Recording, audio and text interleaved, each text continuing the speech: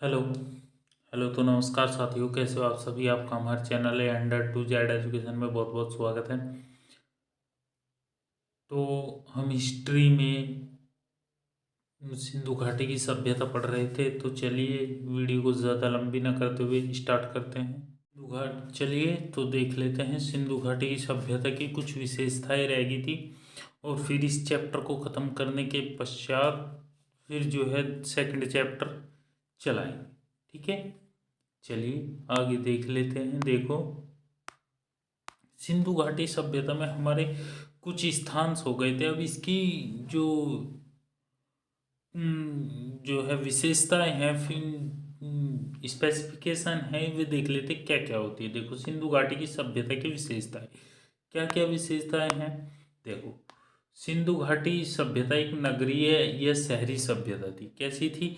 या तो आप इसको नगरीय सभ्यता कह सकते हो, या फिर इसको आप शहरी सभ्यता भी कह सकते हो। यहाँ की सड़कें एक दूसरे को समकोण पर काटती थी।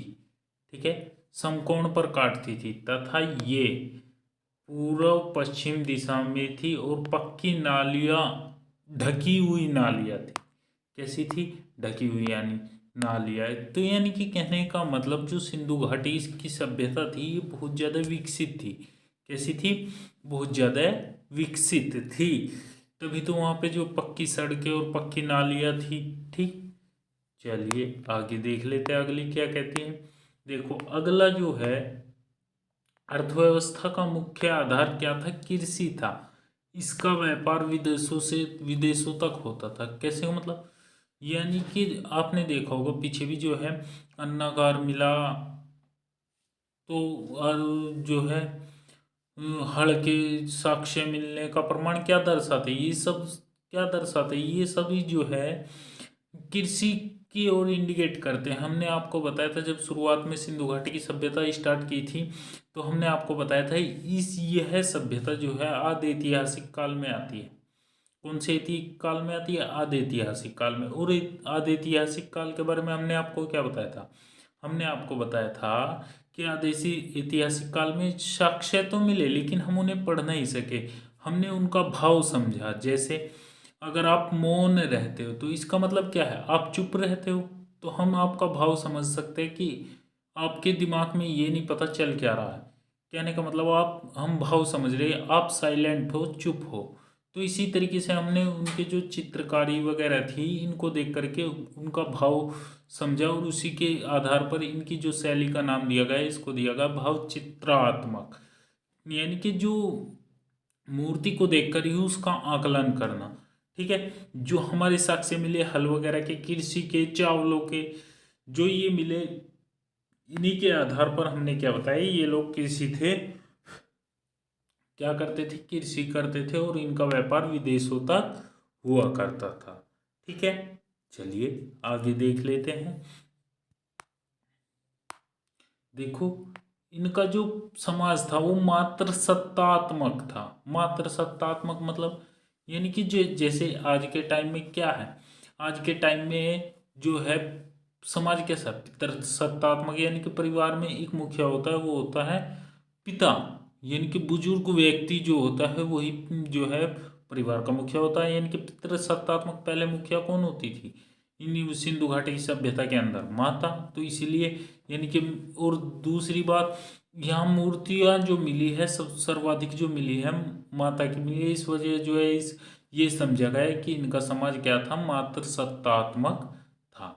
देखो, इससे अगली लाइन देखते। देखो, इनकी लिपि भाव चित्रात्मक थी, जिसे पढ़ा नहीं जा सका। अभी मैंने बताया भाव चित्रात्मक क्या होती है।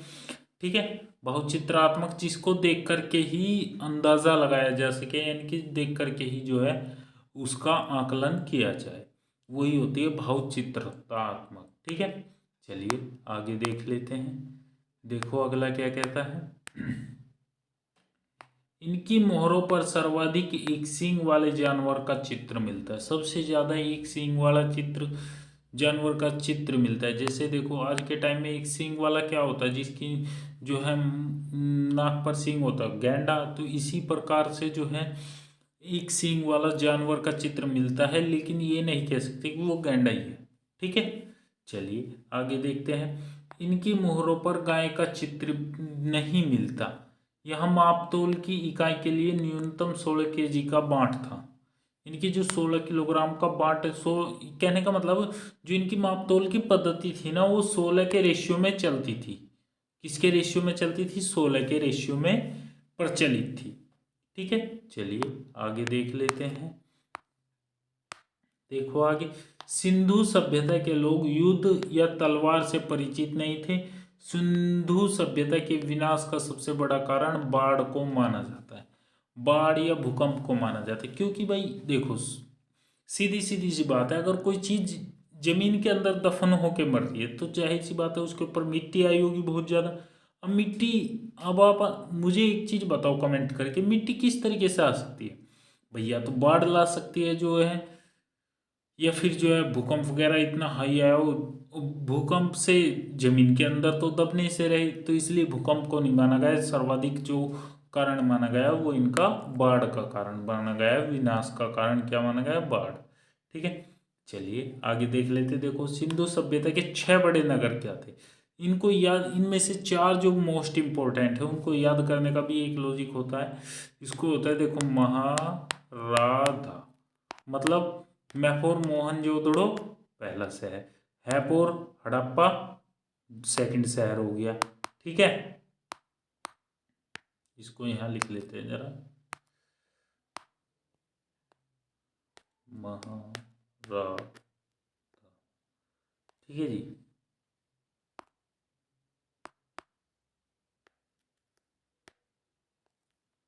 चलिए देखो, मैफोर क्या हुआ? मोहनजोदड़ो। भाई मैफोर मोहनजोदड़ो हुआ, हैफोर हड़प्पा हो गया। ठीक, रेफोर राखीगढ़ी हो गया और धैफोर धौलावीरी। ये इनके 4 सबसे बड़े शहर थे। इनसे 2 छोटे और थे, गणवारी वाला और कालीबंगन। ये और याद कर लेना, 6 हो गए कंप्लीटली। ठीक है, चलिए आगे देख लेते हैं।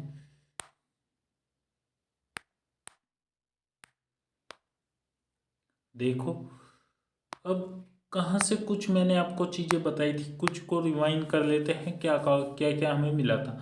अग्निकुंड लोथल व कालीबंगा से प्राप्त हुए थे। ठीक है, अच्छा, भावचित्रात्मक लिपि दाईं ओर से बाईं ओर को लिखी जाती थी। अब एक बात मुझे बताओ, अगर एक लाइन भर गई तो क्या आप दूसरी जो हमारी हिंदी है आप क्या करते हो? वो हमारी देवनागरी लिपि में लिखी जाती कि नहीं? अगर एक लाइन भर जाती है तो आप उसको सेकंड लाइन में लिखना प्रारंभ कर देते हो। इसी प्रकार जब अभिलेख में एक से अधिक पंक्तियों का होता था, अभिलेख क्या होता था? एक से अधिक पंक्तियों का, तो पहली पंक्ति दाईं से बाईं ओर तथा दूसरी पंक्ति बाईं से दाईं ओर लिखी जाती थी।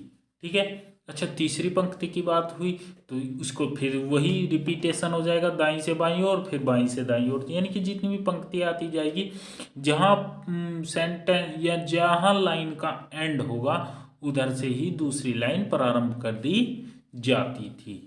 चलिए आगे देख लेते हैं।